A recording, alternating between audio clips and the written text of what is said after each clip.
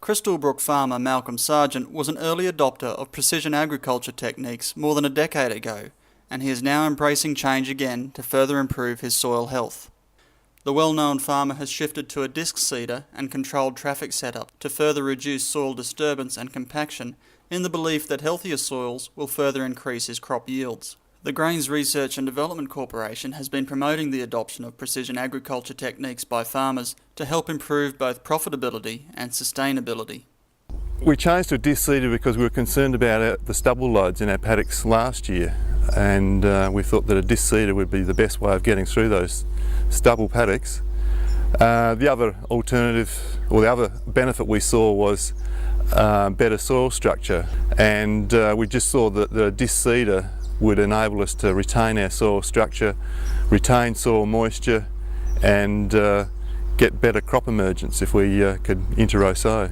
However, Mr. Sargent's change to disc seeding has been complicated by a shift to slightly different row spacings, causing issues such as seed not being placed in the right spot, leading to reduced emergence and lower yields.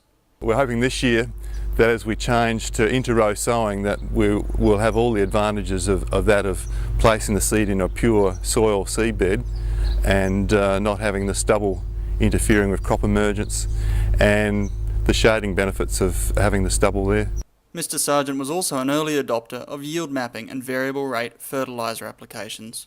Initially we were yield mapping, and pretty quickly, because we had the GPS on the tractors or on the header, we moved that to the tractor and went to guidance, and now we've finished up with full RTK auto steer, and I think most farmers these days seem to have embraced that technology. But we moved on from that and then did variable rate fertiliser application, and we've concentrated mainly on variable rate phosphorus because over time we've been putting a blanket rate on the paddocks, and the better parts of the paddock have actually run down the phosphorus levels, whereas the poorer parts of the paddock it's just continually built up. Our yields have improved mainly through the better targeting of that phosphorus fertiliser, and obviously our bottom line has improved through that, as well as adjusting our fertiliser budget so that we're getting a better bang for our buck.